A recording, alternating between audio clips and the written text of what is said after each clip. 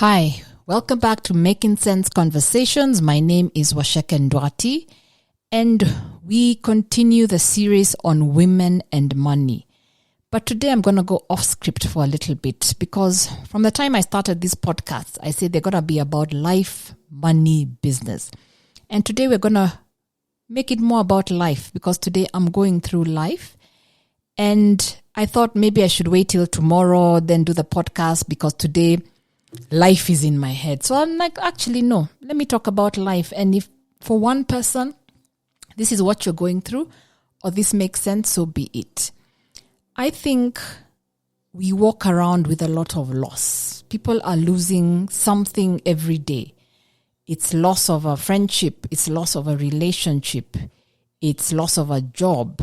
It's loss of money, loss of an investment, loss of a dynamic, loss of something. And we are constantly grieving something. I'm going through loss of a perception, a betrayal where I thought people who had my back, but they actually didn't have my back. And though I've accepted and I've closed the door, there's still the loss to deal with. So it feels like heavy. It feels like an electric shock in your system. It feels like you're carrying a stone inside yourself. And I know I'm not alone. And loss comes in so many forms. And for a minute, it affects how we see the world. So maybe this podcast is for me. Maybe this is therapy for me today. It simply clouds how we see the world. And I've been asking God, I've been asking myself, how do I get to see the world differently? But I think I'm learning, one, to feel the loss, to feel the pain. We are not very good feelers, and we often run into continuing to do life as normal. And I'm not saying don't do life, but it's important to take time to feel the loss, feel the pain, feel the anger, feel whatever emotion you have to feel. Just feel it. Your thoughts will go where they will go, but it's just simply allowing the feeling, letting the pain, letting the grief, letting the loss pass through your body, pass through the system and breathe into it so that it can go. Because if we don't, we build it up and it becomes something else. And understanding when we are in an intense moment of feeling, and sometimes just saying, actually, today I need to feel, or for the next 1 hour, I need to feel, I need to be left alone, or this is what I need to do to feel. I'm learning not to cover up because it's so easy to cover up with busyness, with social events, with routines, with playing roles. Sometimes we cover up in unhealthy ways, too much alcohol, drugs. So don't cover up. Feel it. I'm learning that it is important to first of all, have people who support you to talk to, for sure. So whether that's therapy, whether it's your friends, whether it's your family, whether it's for me, it's a combination of all three. Talk about what it is that you're going in a safe space. But I'm equally learning that talking can't go one way. It's equally important as you're going through loss of whatever kind to confront the people who may need to know what you felt about what they did. And that's hard because sometimes we're trying to go through loss or pain or whatever it is that we're going through, but we don't want to directly confront people because we still want to maintain the comfort zone or this aura of we're still okay. And sometimes we rush to be okay. We rush to make things okay. And I'm learning it's okay for people to sit with you not being okay for a while. It's okay to say to people, I don't want to see you for a while because of X, Y, Z. It's okay to block people for a while. It's okay to say, leave me alone for a while. And before I never used to do that. I used to be the one who wants to make things okay. But I'm learning in feeling it, in talking to both my support system and being sometimes directly or brutally honest with the people I need to. It's part of being able to go through the loss. I'm also learning it's important to take a steps forward. You can have your moments of don't get out of bed, but it's important to do something like I'm doing on this podcast that takes you forward. I'm happy after this, I do have a meeting because it's going to keep my mind in a different place and remove me from seeing myself as a victim. So even if you've lost money, sometimes we stay in that zone of, I have lost money, and then talk to the same people who are going to reaffirm how bad things are for you.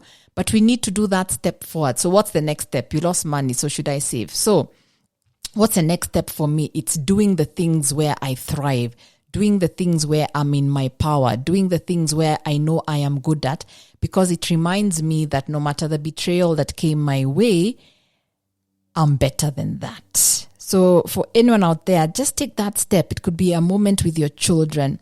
It could be a moment with friends. It could be work. It could be a project.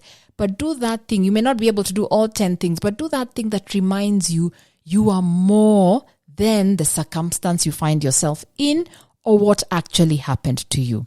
And lastly, I think it's a determination that no matter what, this too shall pass.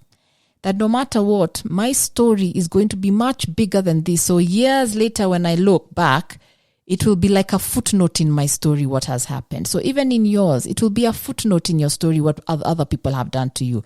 The loss you have gone through, it will be a footnote. The pain, the things that were done to you, that were said about you, it will be a footnote. So don't vent, but don't try to make that your story. Let that not be your story, because when you make it your story, other people win. And you do not want anybody to ever win over your story.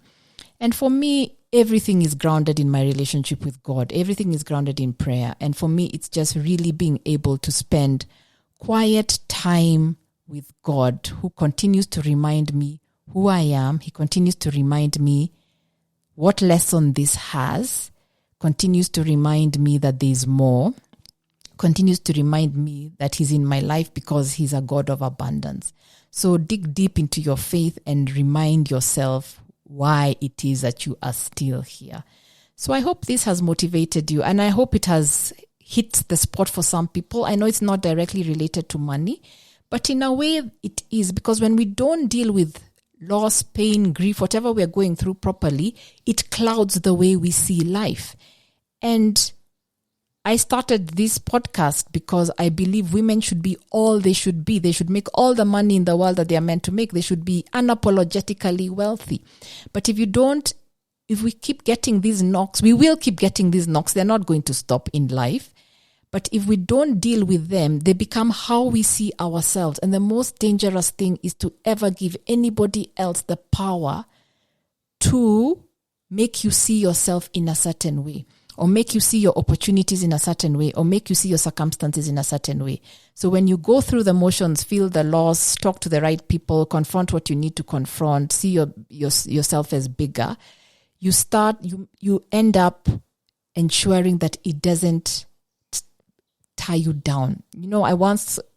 My sister once told me, you can't shrink into greatness. So circumstances sometimes shrink us because they become the biggest thing in front of us. So even if money, if that's what you're carrying inside, it will manifest in your money. Then you're not going to see an opportunity. You're not going to go after that promotion. You're not going to be able to get the next business idea.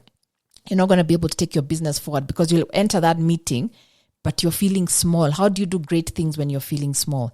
So this process, and this is not just for women, of dealing with whatever we need to properly, releasing ourselves from the mental and emotional burdens of the things that hit us day to day, and being honest about them, enable us to clear the way, clear the path, so that we can start seeing the truth of what we're meant to be doing and who we are. So that was me today. That's me being very authentic, that today that's what I'm dealing with.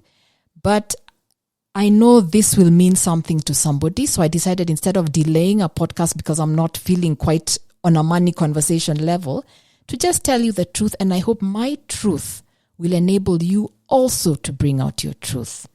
Thank you very much, and hope to listen in next week. Bye.